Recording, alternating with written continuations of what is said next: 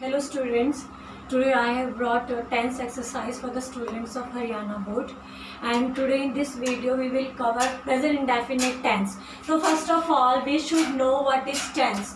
So आप साथ साथ notes भी बनाइएगा. So tense, it is a form of verb which tells about time and state of an action. जो tense होती है वो वर्ब की एक फॉर्म है जो हमें किसी एक्टिविटी के स्टेट के बारे में बताती है और उसके समय के बारे में बताती है कि वो एक्टिविटी किस समय हुई और कितनी हद तक हुई, कितना ज़्यादा स्टेट था उसका, मतलब कितना उसका स्टेट था, वो आधा हुआ है या थोड़ा सा हुआ है या पूरा हुआ है. तो किसी एक्टिविटी की टाइम भी बताती है और स्टेट भी बताती है. Normally there are 3 tense: present tense, past tense, future tense. इन्हीं टेंस के फिर 4 सब पार्ट हैं: indefinite, continuous, perfect and perfect continuous. But आज हम इस वीडियो में प्रेजेंट इंडेफिनिट टेंस को समझेंगे. सबसे पहले प्रेजेंट इंडेफिनिट टेंस का स्ट्रक्चर क्या होता है. तो इसमें जब कभी भी हम वर्बली बात करते हैं या हम रिटन की बात करते हैं, तो अगर हमारे सेंटेंस में सब्जेक्ट सिंगुलर होता है तो हम वर्ब में एस और ईएस यूज़ करते हैं. अगर हमारा सब्जेक्ट प्लूरल होता है तो आप वर्ब की फर्स्ट फॉर्म ही यूज़ करो. ठीक है. अब अगर हम प्रेजेंट इंडेफिनिट टेंस की बात करते हैं तो हमारे नेगेटिव सेंटेंस कैसे होंगे. हमारे नेगेटिव सेंटेंस में अगर हमारा सब्जेक्ट सिंगुलर है तो आप डज नॉट लगाइए. अगर आपका सब्जेक्ट प्लूरल है तो आप डू नॉट लगाइए. इस प्रकार प्रेजेंट इंडेफिनिट में नेगेटिव सेंटेंस बनाने के लिए अगर आपका सब्जेक्ट सिंगुलर है तो डज नॉट यूज़ कीजिए और अगर प्लूरल है तो डू नॉट यूज़ कीजिए. उसके बाद हम प्रेजेंट इंडेफिनिट किस केस में यूज़ करेंगे, किस सिचुएशन में यूज़ करेंगे, वो भी हमें पता होना चाहिए. तो जब कभी भी आप बात करते हैं यूनिवर्सल ट्रूथ की, मतलब सच्चाई की, ऐसी सच्चाई जो बदल नहीं सकती, तो इस केस में हम प्रेजेंट इंडेफिनिट टेंस यूज़ करते हैं. यूनिवर्सल ट्रूथ में जैसे पेड़ हमें फल देते हैं, सच्चाई है. सूरज पूरब से निकलता है, सच्चाई है. धरती सूरज के चारों तरफ चक्कर लगाती है, सच्चाई है. पानी ऊंचे एल्टीट्यूड से नीचे की तरफ बहता है, सच्चाई है. तो ये होता है यूनिवर्सल ट्रूथ. इस केस में हम प्रेजेंट इंडेफिनिट टेंस यूज़ करते हैं. जब आप किसी की हैबिट की बात करते हो, जब आप किसी की आदतों के बारे में बात करते हो, तो भी हम प्रेजेंट इंडेफिनिट टेंस यूज़ करते हैं. जैसे शी प्लेज म्यूजिक. ठीक है, वो म्यूजिक बजाती है, उसकी हैबिट है. तो किसी की आदत, my mother praise Lord Shiva daily. Mummy की आदत है कि वो डेली भगवान की पूजा करती है. आई मीन किसी की भी आदतें होती हैं तो हम उस केस में भी प्रेजेंट इंडेफिनिट टेंस यूज़ करते हैं. दूसरी बात, हम प्रेजेंट इंडेफिनिट टेंस और कब यूज़ करते हैं. कोई भी ऐसा वर्क जो रोज होता है, रिपीटेड एक्शन, कोई भी ऐसा काम जो रोज होता है, उस सिचुएशन में भी आप प्रेजेंट इंडेफिनिट टेंस यूज़ करोगे. कोई ऐसा काम जो निकट फ्यूचर में होगा, कोई ऐसा work which is going to take place in near future, बहुत जल्दी वो काम होगा, तो उस केस में भी आप प्रेजेंट इंडेफिनिट टेंस का यूज़ करते हो. और इसके अलावा हम एक्चुअल प्रेजेंट में भी हम प्रेजेंट इंडेफिनिट टेंस का यूज़ करते हैं. एक्चुअल प्रेजेंट का मतलब है कि किसी चीज़ की स्टेट कैसी है. जब कोई काम होता है तो हम इस टेंस को यूज़ करते हैं. तो यही बेटा मैंने आप लोगों के लिए लिखा है कि प्रेजेंट इंडेफिनिट टेंस में सब्जेक्ट है, वर्ब के फर्स्ट फॉर्म यूज़ करते हैं, एस और ईएस यूज़ होता है अकॉर्डिंग टू सब्जेक्ट, और ऑब्जेक्ट यूज़ करते हैं. अगर हमारा नेगेटिव सेंटेंस होगा तो सब्जेक्ट के हिसाब से डू और डज यूज़ करेंगे, नॉट यूज़ करेंगे, वर्ब की फर्स्ट फॉर्म यूज़ करेंगे. अगर आपका इंटरोगेटिव सेंटेंस है डू और डज, उसके बाद सब्जेक्ट, फिर वर्ब की फर्स्ट फॉर्म, फिर ऑब्जेक्ट. ये मैंने आपको बता दिया है कि सब्जेक्ट प्लूरल होगा तो आप डू लगाओ, सब्जेक्ट सिंगुलर होगा तो आप डज लगाएंगे, तो आपका इंटरोगेटिव फॉर्म बनेगा. ये मैंने आपको बताया कि सिचुएशंस में हम प्रेजेंट इंडेफिनिट टेंस यूज़ करेंगे. यूनिवर्सल ट्रूथ में, हैबिट में, रिपीटेड एक्शंस में, नियर फ्यूचर में और एक्चुअल प्रेजेंट में.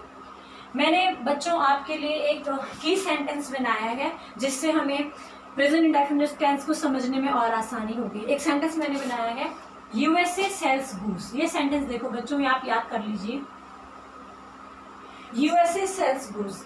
इस सेंटेंस में यू का मतलब usually, S seldom, a always और हम डेली भी लिख सकते हैं, जी generally, GENERALLY, generally. G for generally, O for often, O for occasionally, S for sometime and E for every. अब जहाँ पर ये शब्द यूज होते हैं every, seldom, always, daily, every, generally, sometime, occasionally, often, जहाँ पे ये वर्ड्स यूज होंगे सेंटेंस में वहाँ पर आपको प्रेजेंट इंडेफिनिट टेंस यूज करना पड़ेगा। तो आपकी विजया मैम ने आपके लिए ये की सेंटेंस क्रिएट किया है और मुझे पूरी उम्मीद है कि आपको इस सेंटेंस से बहुत हेल्प मिलेगी।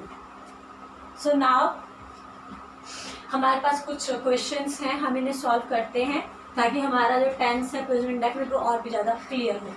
सो बेटा फर्स्ट सेंटेंस देखो, my brother often go to see film. अब देखिए माई ब्रदर ये सिंगुलर सब्जेक्ट है इसलिए हम यहाँ पे क्या यूज करेंगे, गोज। दूसरा ऑफन जो वर्ड है ये भी हमें बता रहा है कि प्रेजेंट इंडेफिनिट टेंस यूज होगा। Second sentence, vegetables come to our town from nearby city. पास के गांव से हमारे शहर में सब्जियां आती हैं। बेटा हमारा जो ये सब्जेक्ट है this is plural, so we will use only first form of verb come. The Ganga rise in Himalaya, Ganga जो नदी है उसका उत्पत्ति हिमालय से होती है। अब गंगा हमारा सिंगुलर सब्जेक्ट है सो हम वर्ब में एस यूज करेंगे, rises. These a brave man not lose heart, एक बहादुर व्यक्ति को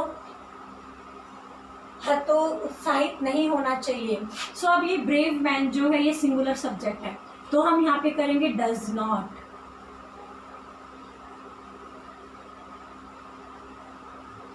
एक ब्रेव मैन को जो है दिल छोटा नहीं करना चाहिए क्योंकि हमारा जो सब्जेक्ट है वो सिंगुलर है, that is why we are using does not. These days she hardly play veena. Now बच्चों she, our subject is she, so हम लोग क्या यूज करेंगे, प्लेज। और दीज डेज से भी हमें पता चल रहा है कि इन दिनों वो वीणा नहीं बजाती है। Lions not live on fruits, अब लायंस हमारा प्लूरल सब्जेक्ट है तो हम क्या करेंगे, डू नॉट। कि जो लायंस होते हैं वो फल नहीं खाते, वो फल के ऊपर जिंदा नहीं रहते। What make moon go round the earth, अब हमारा सब्जेक्ट इसमें मून है, मून हमारा यहाँ पे सिंगुलर है, सब्जेक्ट सिंगुलर सब्जेक्ट है तो हम मेक्स करेंगे, व्हाट मेक्स। ऐसी क्या बात है कि चंद्रमा धरती के चारों तरफ चक्कर काटता है। Irregular work not bring success, अब हमारा जो वर्क है ये अनकाउंटेबल नाउन है, अनकाउंटेबल नाउन के साथ भी हमें वर्ब सिंगुलर यूज करनी है, राइट। सो एंड हमारा नेगेटिव सेंटेंस बनेगा क्योंकि नॉट ब्रिंग है। So irregular work does not bring success. Uncountable noun के साथ सिंगुलर वर्ब यूज करेंगे, right, keep this in mind. My friends often send me gift, now my friends plural है बच्चों so we will use send. Again यहाँ पे जो ये often word है this tells us that we have to use present indefinite tense. My mother our subject is singular so स्लीप्स।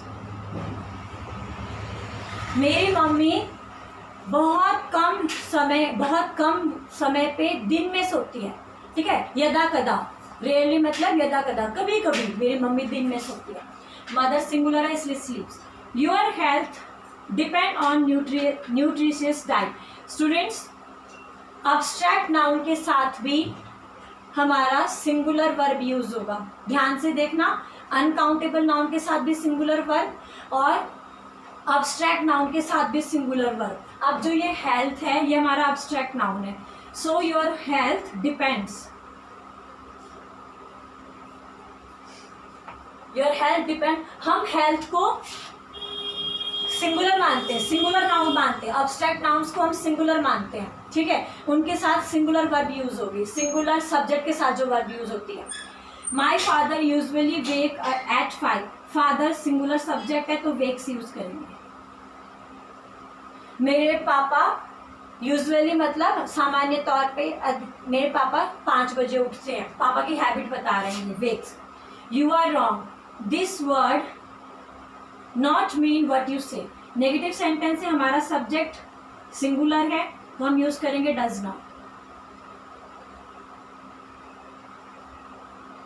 ठीक है ना, हमारा जो सब्जेक्ट है वो सिंगुलर है, इसीलिए हमने यहाँ पे डज नॉट लगाया कि तुम गलत हो, तुम ये शब्द वो नहीं बता रहे जो तुम कह रहे हो। ठीक है, जो तुम कहते हो वो इस शब्द का मतलब नहीं है।